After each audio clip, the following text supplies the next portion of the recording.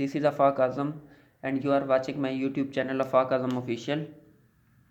तो व्यूवर्स, आज हम देखने जा रहे हैं टाइप्स ऑफ स्पीच के स्पीच की कितनी अकसाम होती है। एक होती है डायरेक्ट स्पीच और दूसरी होती है इनडायरेक्ट स्पीच। आज हम इन दोनों का इंट्रोडक्शन और इनमें कंपेयर देखेंगे। तो सबसे पहले हम देखते हैं the sentence is referred as direct and indirect. जबकि जो सेंटेंस होता है उसे हम डायरेक्ट या इनडायरेक्ट नरेशन कहते हैं। तो सबसे पहले हम देखते हैं कि नरेशन किसे कहते हैं। The act of reporting the speakers wording और वर्किंग। नरेशन का मतलब ये होता है कि हम बात करने वाले के अंदाज को हम किस अंदाज में बयान करते हैं। फॉर एग्ज़ाम्पल, मैं खेल रहा हूँ तो कोई आके मुझे कहता है व्हाट आर यू डूइंग, तो मैं कहता हूँ आई एम प्लेइंग। तो वो इसी मेरे वर्डिंग को किस अंदाज में बयान करता है, इसे कहते हैं नरेशन। तो इसकी रिपोर्टिंग ऑफ स्पीकर के लिहाज से इसकी नरेशन की दो अकसाम होती है। एक होती है डायरेक्ट स्पीच और जबकि दूसरी होती है इनडायरेक्ट स्पीच। तो सबसे पहले हम देखते हैं डायरेक्ट स्पीच को।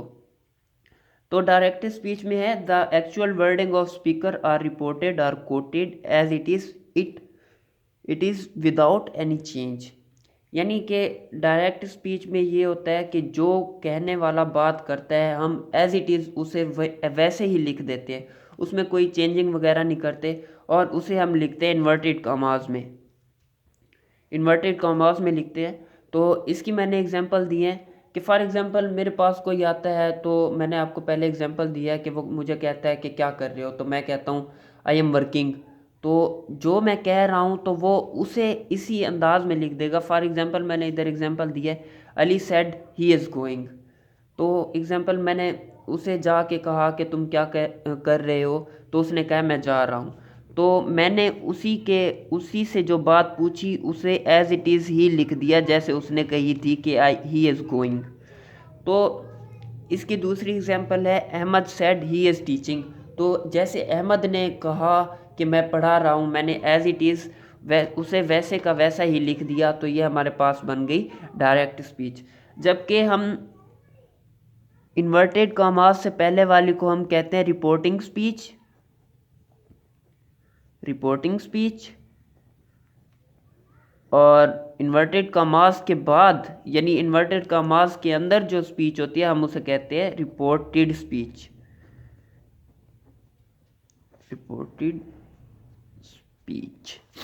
तो अब हम इसे देखते हैं इनडायरेक्ट स्पीच को। तो इसमें actual words of speaker are transformed, यानी कि जो बात करने वाला होता है हम उसे उसके यानी डायरेक्ट स्पीच वाला हिसाब नहीं करते कि जैसे वो कह रहा होता है हम वैसे नहीं लिखते, बल्कि हम अपने अल्फाज में उसे बयान कर देते हैं। तो इसकी एग्जांपल्स मैंने इधर दी हुई हैं।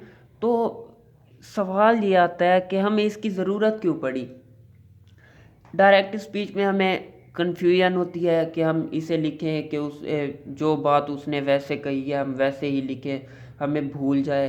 तो इसीलिए हम उसे अपने ही अल्फाज में बयान कर देते हैं, ये हमारे लिए ज़्यादा आसान होता है। तो इसीलिए हम डायरेक्ट स्पीच को इनडायरेक्ट स्पीच में कन्वर्ट करते हैं।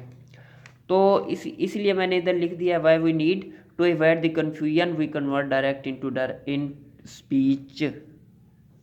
सॉरी, स्पीड लिख दिया था, स्पीच। तो इधर मैंने इसकी एग्जांपल्स दी हैं। तो इधर Ali said he is studying. तो इधर मैंने आपको पहले भी बताया कि इन्वर्टेड कॉमास से पहले वाली स्पीच को हम कहते हैं रिपोर्टिंग स्पीच और इन्वर्टेड कॉमास के अंदर वाली स्पीच को कहा जाता है रिपोर्टेड स्पीच। तो अब हम इसे इनडायरेक्ट में कैसे करेंगे। तो इनडायरेक्ट में हम करते हैं Ali said that he was studying. तो अब इसमें हमें चेंजिंग क्या नज़र आ रही हैं डायरेक्ट में और इनडायरेक्ट में।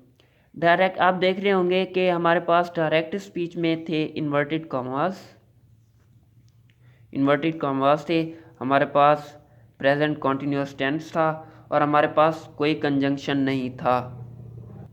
जबकि जब हमने इसका इनडायरेक्ट बनाया तो हमने Ali said that he was studying.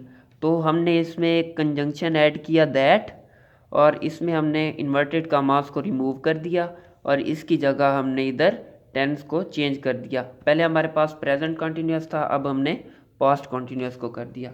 तो अब इसकी दूसरी एग्जांपल देखते हैं। तो Ahmed said I am walking, Ahmed said that he was walking. तो इसमें भी हमने कंजंक्शन को ऐड किया, टेंस को चेंज किया और हमने इन्वर्टेड कमास को रिमूव कर दिया। तो मुझे उम्मीद है कि आपको आज का टॉपिक समझ आ गया होगा। कल अब हम करेंगे कि डायरेक्ट स्पीच को इनडायरेक्ट स्पीच में कैसे कन्वर्ट करते हैं और इसके टेंसेस वगैरह कैसे चेंज करते हैं। तो अगला हमारा टॉपिक थोड़ा लेंथी होने वाला है। Thanks for watching.